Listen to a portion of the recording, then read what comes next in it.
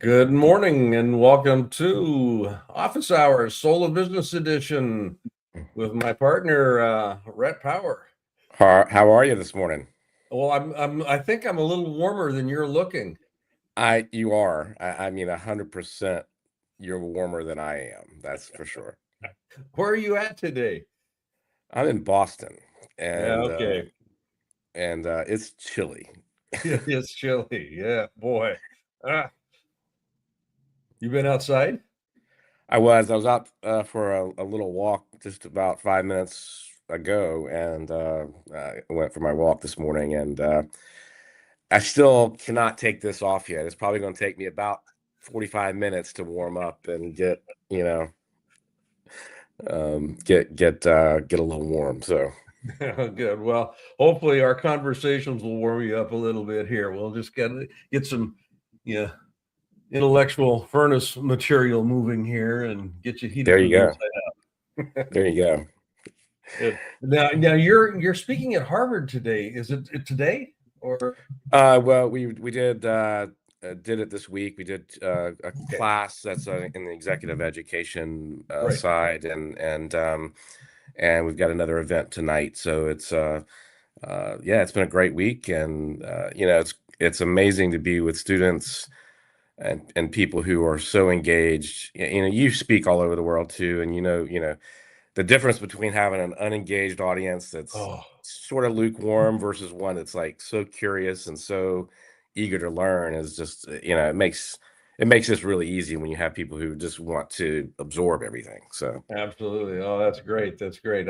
Well, congratulations again on the success of Head of Mentals and yeah, all of the stuff that it's opening up. I mean, this is just I love the book.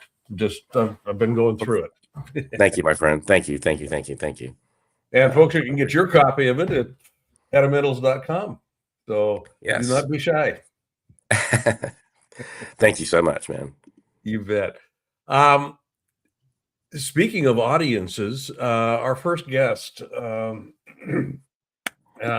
is the CEO of fascinating company, SundaySky. SundaySky, pioneering video personalization, and they are the premier AI-powered enterprise video platform. So I want to welcome Marc Zionts to the show. Marc, come on in. You're in the green room right now, and now you're not. Thank you very much, Blaine, and nice to connect with you both. You Thank you. bet. You bet. Now you look a little warmer than Brett, so I'm going to assume that you're in Chapel Hill, I think, correct? That is right, and it's nice weather here. Our winters are not too tough. Okay. The idea of AI personas. I mean, obviously everybody is buzzing about it right now. It's we've got deep fakes, we got all kinds of labels that we can put on this stuff. What was the original intent behind the the company? What was it that you were intending to create here? Yeah. No, thank you. We sit essentially at the intersection of personalization, AI, and video. So first of all, our system isn't AI everything. It's AI as you want to use it, if you want to use it, as a tool to work faster, better, more creatively. But when it comes to using AI, it's in lots of places within our product. For example, if you're creating a business video, let's just say you want to onboard a new business customer. You might have a procedure. Maybe you send them a document. Well, imagine being able to take that document into AI and say, create a 2-minute onboarding video from this document.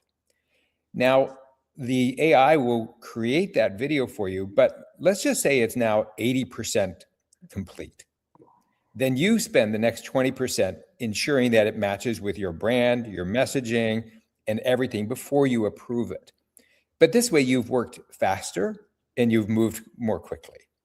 So this is, one place where it may just be in the creation. Furthermore, voices, a lot of people have trouble recording something cleanly. So instead of doing that, how about you type the script? And if you don't want to use your voice, we have a whole library of AI voices, multilingual, multi-dialect, multi-gender, that you can pick from, multi-tone, or you can clone your own voice in about 60 seconds. And now you can make lots of videos, but you never have to record any of them. If you want, you can clone yourself if you want to be in those. But frankly, if that's outward facing, it could be a little creepy. That may be great for internal training or development or internal communication. But on our system, you can also actually record yourself too. So it's still, people still matter. But these are just a couple of examples. Other examples might be if you're creating assets that you want in your video. Maybe you have assets already. Great, upload them. But if you don't, we have licensed assets available through people like Getty on our system. But you can also generate assets through AI. Describe what you want, and they could be an image or they could actually be a video. So these are all, think about them as tools within. But the real magic is we integrate with the data that you have. So if you're sending something to a customer, it's personalized. So you're getting a message, hi Blaine, we created this video just for you to get you going with your new credit card or your new savings plan. And it's your data, it's your information. And now that impact of that is just so much greater than a generic video that may or may not apply to you. We'll only include the sections that apply to you. Interesting. Fascinating. This AI, this is going to put Loom out of business. Look, no, I think they may have a place too, but the way to just think about, why does business video matter? Yeah. Just think about your own life. If you want to know how to do something, what do? Do you just want to watch a YouTube video on how to do it? Right. Our brains are wired for video. Rhett, you're in Boston. MIT's done studies on this, and they've said right. The brain processes video images 64,000 times faster than text. Yes, it does. We learn and retain at almost 9 times greater with video with text in it than just text.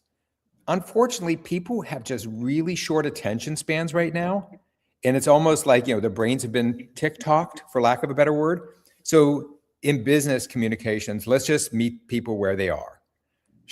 Concise videos, here's how you do it. Yeah. Yeah, I mean, you took the question. You actually took my question out of my mouth, and I'm glad you did, because it's really I think the essential point here is, video, like you're describing, is where you should be in business. Talk a little bit about your strategy to sort of educate leaders. I mean, there's so much overwhelm in AI right now, and how do you get this? How do you I guess what's the strategy to sort of bring this to the public or to leaders who need to know that this is really how they should be thinking? Because there's so much business. I mean, so much in the market. AI is just sort of overwhelming to a lot of people. No, great question. So first of all, we're not just a horizontal platform that's everything to everybody. We are very focused. So we do have a lot of customers in the software and tech space, but our core focus is actually in banking, financial services, and insurance. So one of the ways we're trying to message to that is, first of all, we meet them where they are at events they go to. But furthermore, the use cases that our software is predominantly used in is customer experience, marketing, sales, and field enablement. So we actually may be attending very specific events that are for financial service firms that focus on customer experience. Right. So it's not CES where the world is. It's an event where 200 people are there, but they're 200 people from the 200 largest corporations in America that have accountability for improving customer experience for their services. You got the decision makers right there. They're right there. And when you look at our customers, it's the largest financial service companies in the country, all the way down to local credit unions. Insurance, we're used heavily through health insurance, especially onboarding to a new plan or a new Medicare Plus plan. People just want to watch the video. How do I work with my new insurance? All the way to leading property and casualty companies. So our strategy has been to kind of focus there. And this is an interesting group because there's lots of regulations, there's lots of compliance, security matters, and there's lots of governance. So this is where AI has to be controlled by the user and not controlling the user. And there's a lot of governance around this. So, but it's very interesting because some companies have just said our AI policy right now is nothing. We don't use it. Right. And then 3 months later, they come back and say, we're all in. We've rethought that. Within our system, you can actually turn the AI features on and off because of the fact that people do have different requirements, and that landscape's changing rapidly. Okay. So highly customizable is essentially what you're saying with this then. By the customer, yeah. Adaptable and customizable. You bet. And, by the customer, because this is a self-service, SaaS platform, if you will. Right. Where can people find out more about both the platform, but also how to access information about usability? Sure. Yeah, so we've got great resources on our website, SundaySky.com.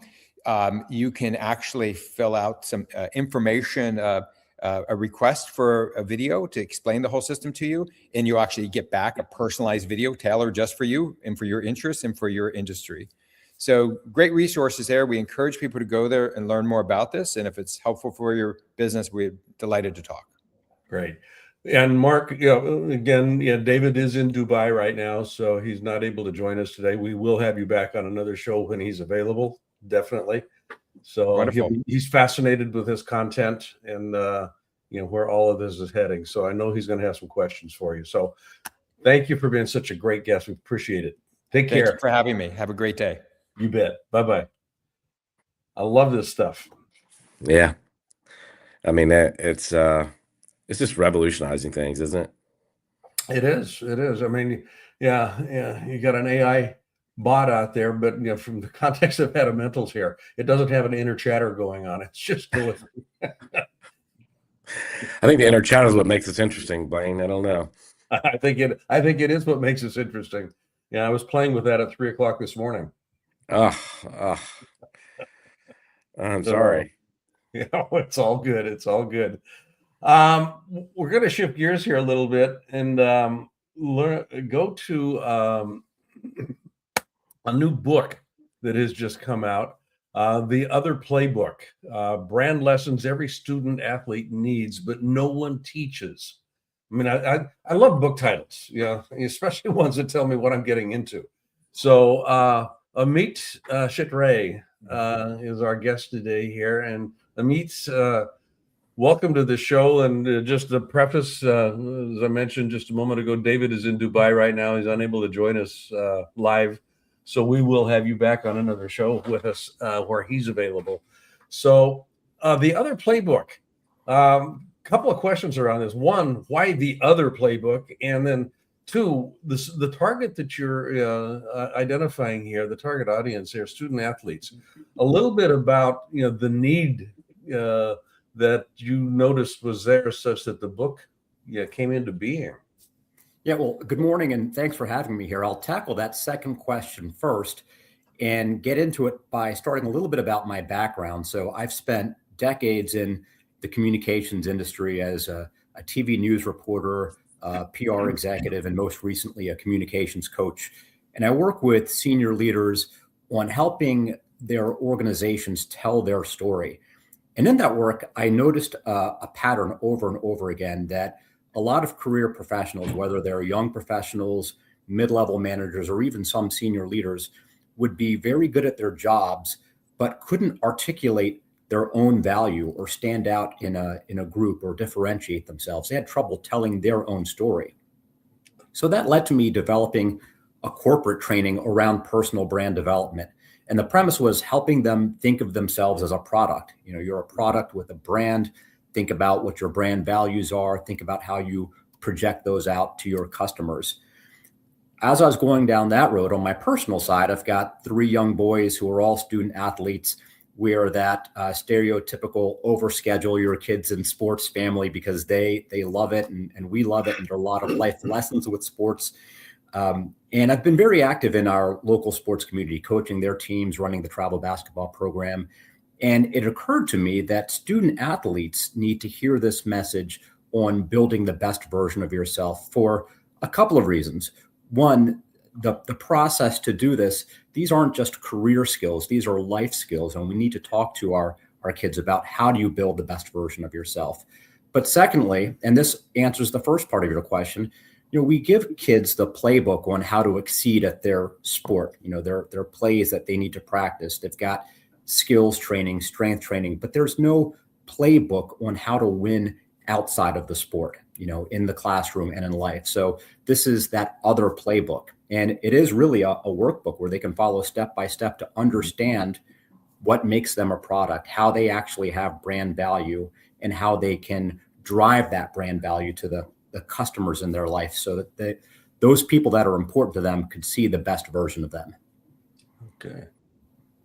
So this is great. I work with I coach a friend of mine on, he runs a performance or organization for young people, high school and college student athletes, mental performance. And I mean, this is really an essential thing today, as you see. I mean, how does this play into NIL, the all of this, and how's the evolution of, young people, even in high school now, eligible to sort of promote their brand and really leverage that?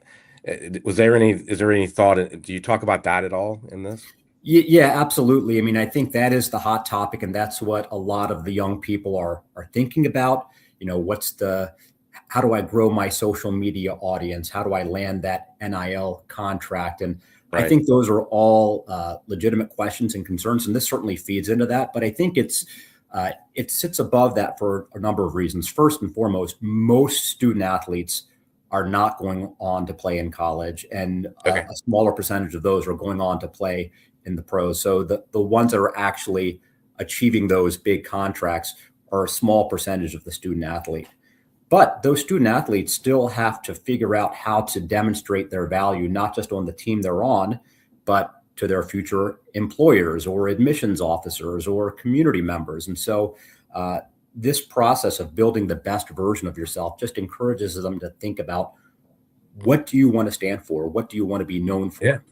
Now, for the athletes that are interested in that, this is a great extension of that. As you're thinking about attracting sponsors or attracting admissions officers at different colleges, the dollars are so high, it's not just the product on the field that they are going to be concerned about. They want to know, what type of person are you? And can they align their product and business with you? Do those values align? And so this definitely feeds into a lot of those issues that some of the higher level athletes are thinking about. Well, and they look, I mean, teams are looking, right? I mean, and employers are looking. I talk to my kids about this all the time. Like this persona, even, I mean, on all your social media platforms, right? Your employer is going to look at those to see what kind of person you are, to see what you post, to see, who, and I think that's super important. So that's really relevant. And I think that's one of the biggest lessons for kids. I mean, kids are smart. They're very technologically savvy, but I try to encourage them to think about, who are all the different customers in your life, right? If you're a product, who are your customers? You've got your coach, your teammate, your parents, families, but now you might have potential employers, social media followers, and colleges, scouts, all of it. And so if you do something or post something on social media, one of your customers might think, hey, that's funny, that's clever. They might laugh, you might get a reaction. But what about the other customers, right? They might view it completely differently. And so the Other Playbook walks them through that process of understanding their brand through the lens of all their different customers. Yeah, just from a communication standpoint, and I'm not talking about talking, I'm talking about the totality of the package that gets delivered out there. It's organized around the meaning that people make up.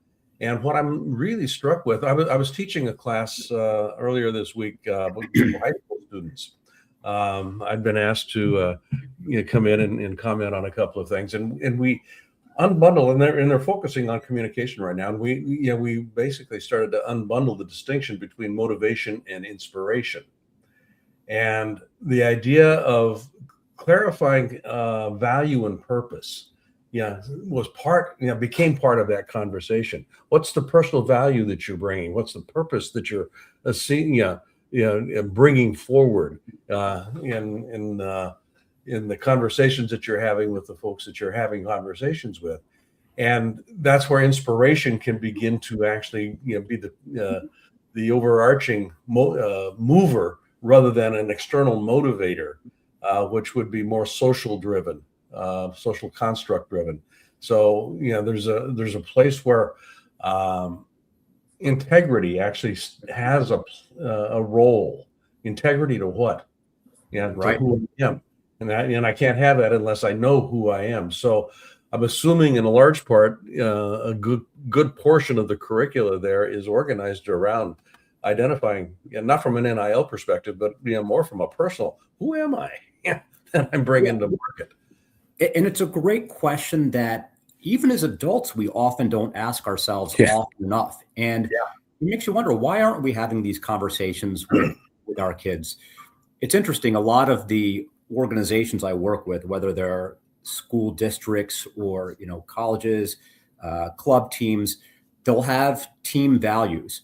And I've gone through this experience as a parent. When you register your child to play for a school sport, there are a number of forms you have to sign. You've got your concussion test and the healthcare form and the values. And it's kind of like the cell phone form, right? You scroll through it and just click I accept at the bottom without really reading it. And so the schools say, well, we have these values, and we tell the kids what the values are, but there are two issues with that. One, we don't ask the kids, well, what are your values? What do you want to stand for? And then two, we don't show them, okay, if these are the values, how do we live those values? What do we get there? It has to be more than just a sign on a wall or a page on the website. And so one of the things I really appreciate about the conversations I've had through this book is talking to young people about what are the things you want to stand for? What's important to you? Okay, let's help you get there. Let's build the behaviors that drive those. So you don't have to tell your coach, hey, I'm a great teammate, or I'm really collaborative. They can see that from your behavior. Perfect. Yeah. People can find out more about not only the book, but the work that you're doing at r3communication.pro. Yeah, .pro. So I want to mark that one out. That's a little unusual in the naming conventions here, but r3communications.pro. Amit, thank you so much. I love what we're having a conversation about here. And as I mentioned, I know David is going to want to go a little bit deeper with some of this stuff as well. So we will have you back on another show. Great. Thanks for having me. I really enjoyed it. Absolutely. You take care. Thanks, Rhett. Good stuff. Good stuff. Yeah. I like this. I need to get that book. I need to get that book for my kids for sure. Yeah. Yeah. And speaking of Amit, we've got another Amit coming in here.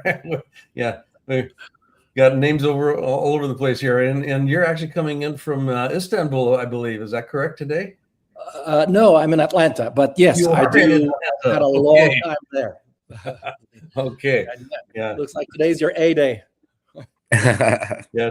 Today had show notes had you down as being based in Istanbul. So apologies for that. I should have checked. No problem at all. I do travel there frequently. Spend like 3-4 months of the year there. So. Okay. Yeah. So, global leadership thought leader and former president of Coca-Cola International. We got quite a rap sheet here.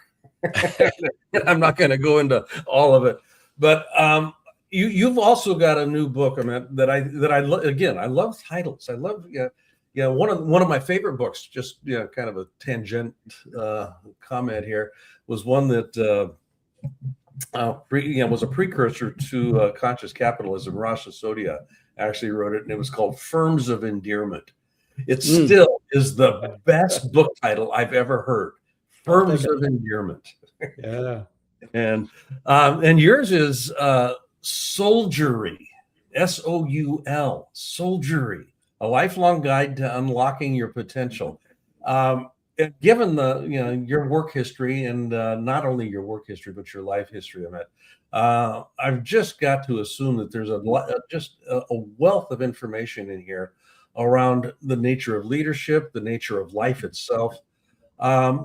I'm going to just kind of open the field up here and have you just expand and expound on some of the findings in the book and what your intent was in putting the book together. Sure. Maybe I start with the last. I've been in business for like 33 years, and 26 of which was with the Coca-Cola Company, a company I love. And most of that was in a number of different geographies. I was based in Istanbul mostly initially. At the end, I was in Atlanta, but I've had a chance to experience pretty much every culture. You know, I never had responsibility for our US business, but I lived in the US. So I was able to experience that. I've had one insight from all these years, and that was every business at the end of the day is a people business. So in other words, if you can create an environment where people flourish, both individually and as teams, as a leader, your most important duty is to create that environment. Yes, of course, you know, that can't be the only thing. You have to be mindful of the strategy, the execution, and the outside stakeholders, all of that. Yes, that's all given. But what really matters at the end of the day is that you create that environment. And that boils down to understanding people, you know, what they respond to and what brings out the best in them. But the trick for that is it starts with yourself. You know, if you don't understand yourself, if you don't apply that same lens to yourself. So that created my passion for individual and collective potential. And I know that may sound a little abstract, but I'm talking about it in the sense of real life potential to come up with that one idea that creates a brand that takes the world by the storm. You know, that happens through people. So when I retired from Coke, and by the way, I tried to apply a leadership approach while I was there that really lives that. And there's no perfection in this. You just try to get better at it every day. And knowing that you're always imperfect, you'll always learn. So I said, okay, what do I feel most passionate about for my new phase, that where I'm not a global business executive? And that was, can I put together a framework, a system where an individual can build themselves for life, no matter what their age, no matter what their life stage, no matter what their culture, what their country.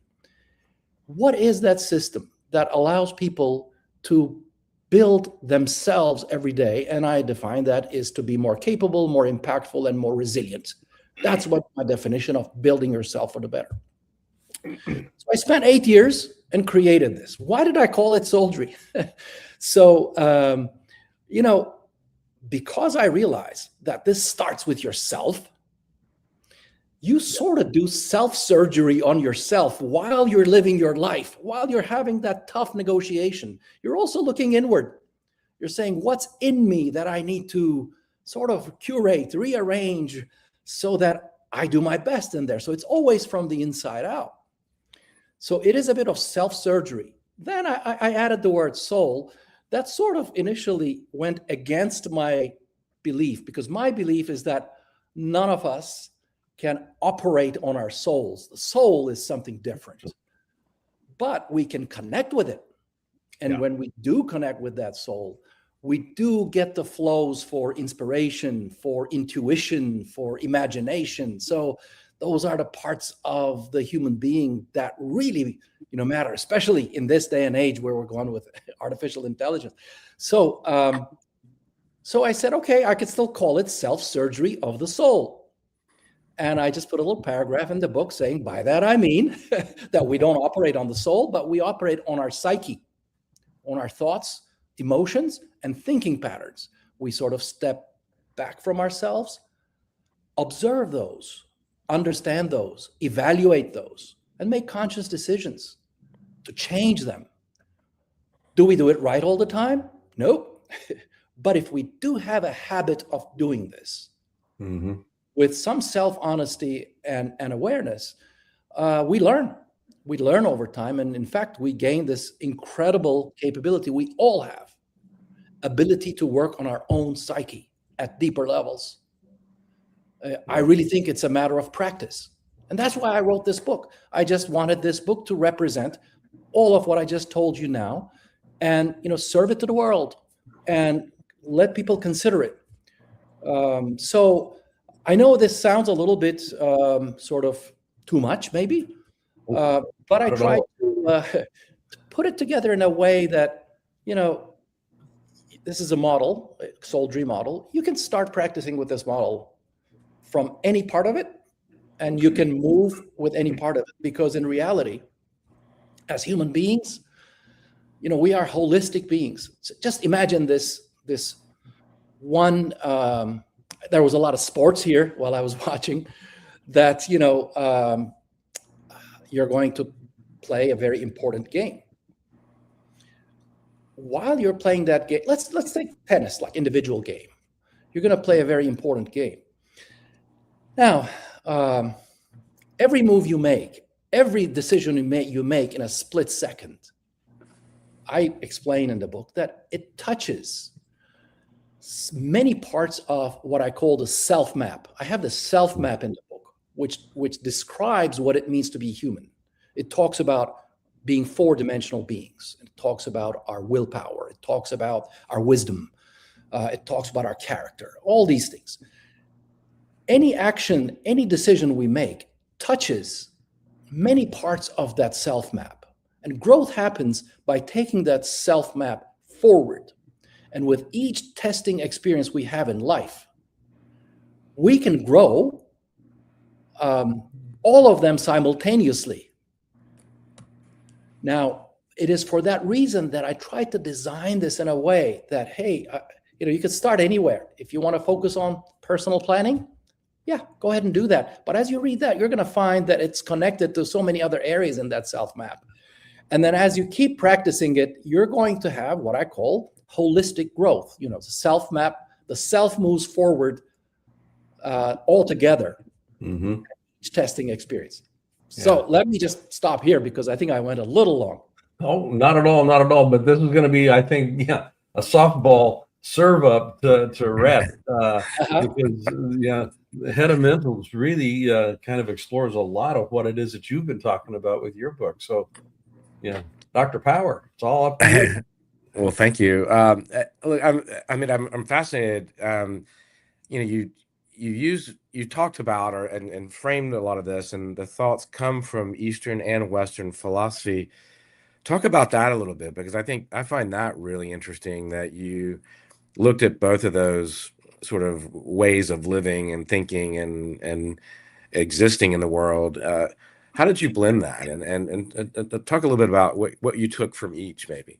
Yeah, there are a couple of things.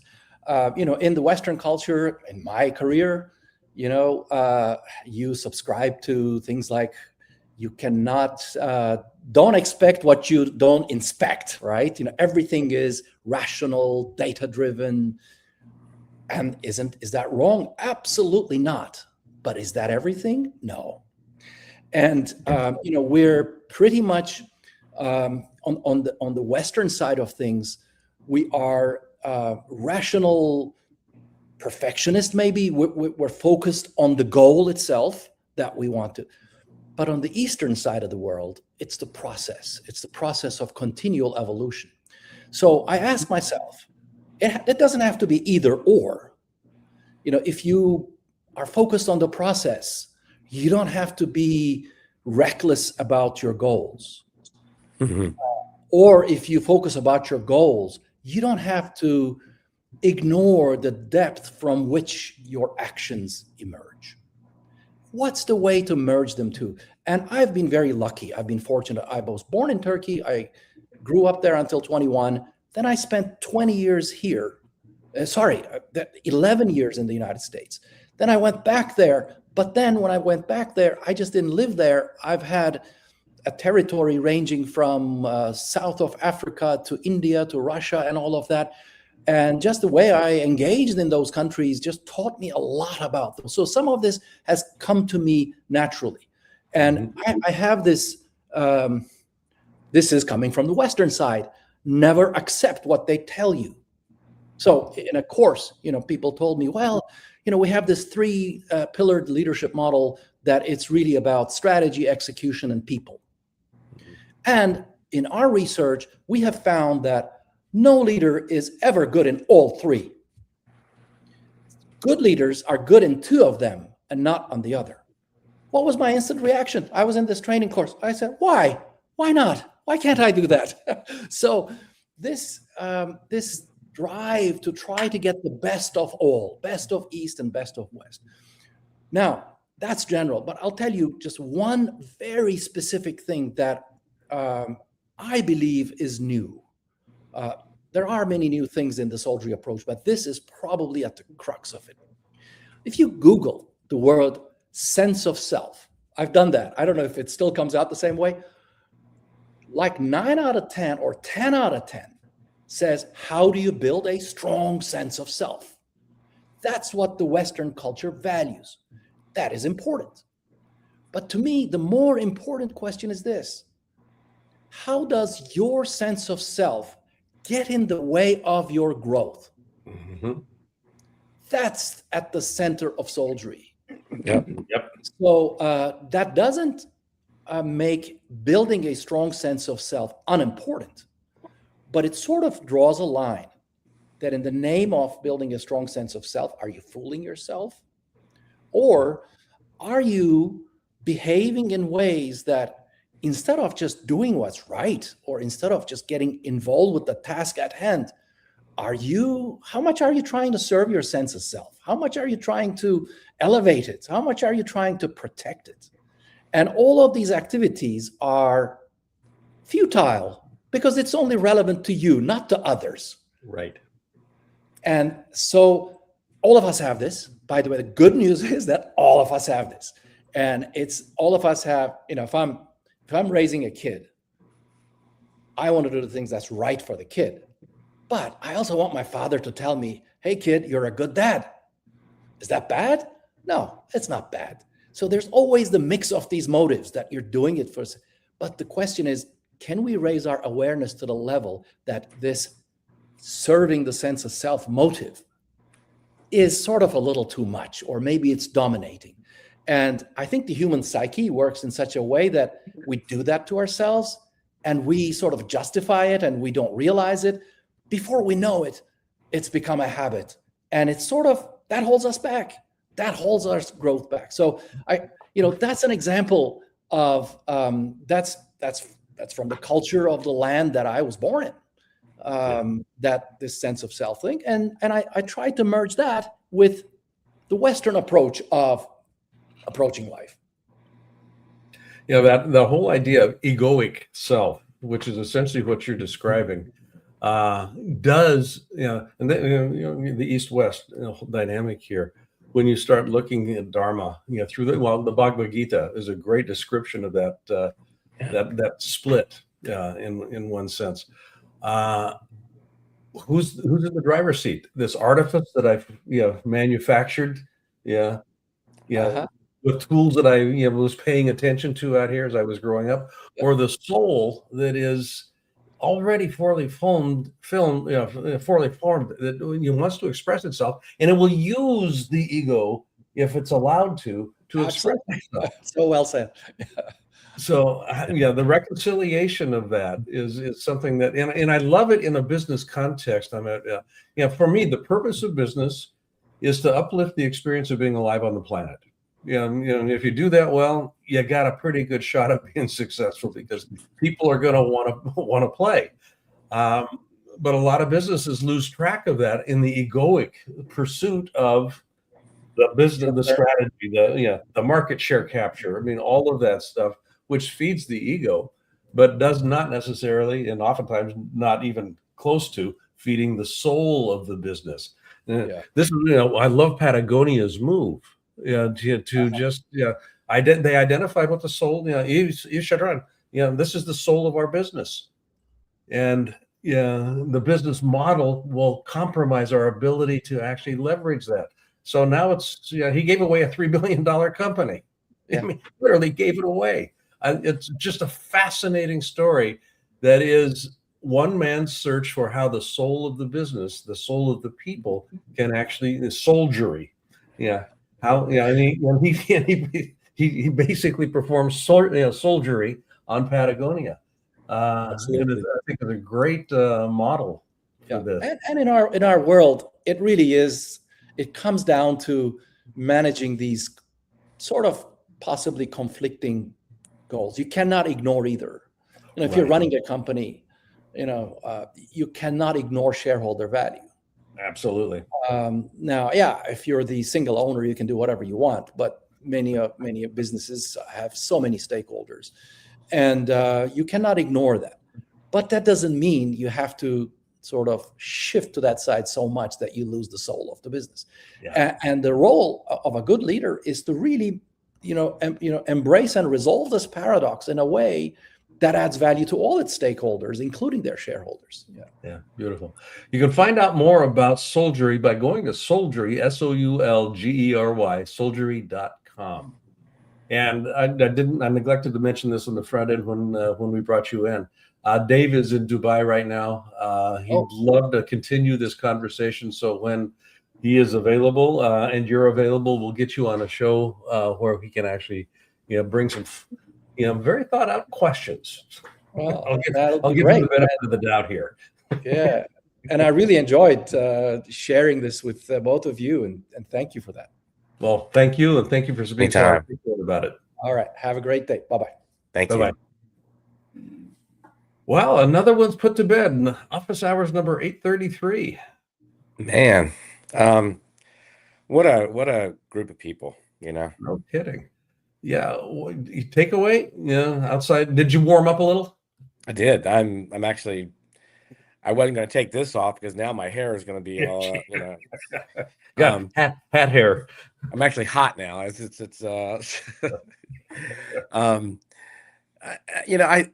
takeaway.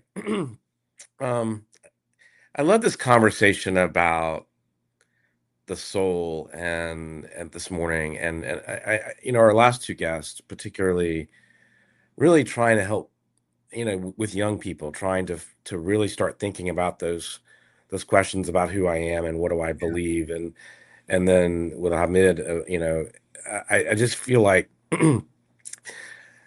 we don't do enough, and maybe it's why you and I get to coach, but we don't do enough thinking about those kind of things. I think most people are so busy and so over and trying to make it in this world that we forget that these questions are so important to how we live and how we live in harmony and happiness and peace.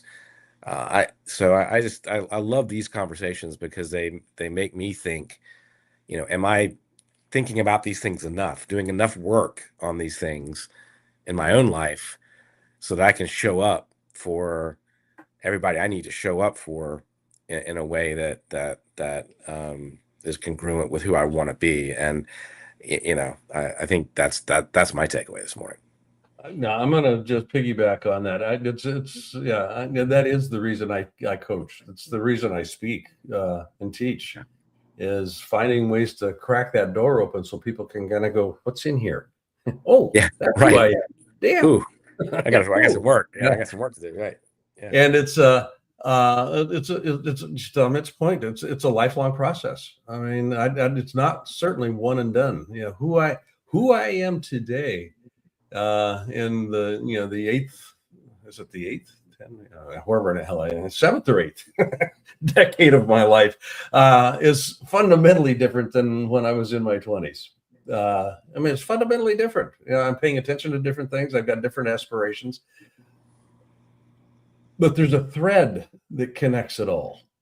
There's this little piece that's and for me right now that little thread is getting wider and broader and more colorful, and that's the soul for me. And it's a lifelong journey. Marcus Aurelius in Meditations, the philosopher, the philosopher king, talked about being well read. And he was not talking about reading a lot of books. He was talking about going deep into key books that really resonate with you I mean, Yeah. so you really not just have an intellectual understanding, but you have a visceral experience of what the author was speaking about.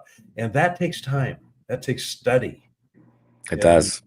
And that's what the soul actually, wants, but it also is what it uses to leverage its expression. Yeah. So, Well, you are a philosopher, my friend. yeah, that and 350 will get you a cup of coffee.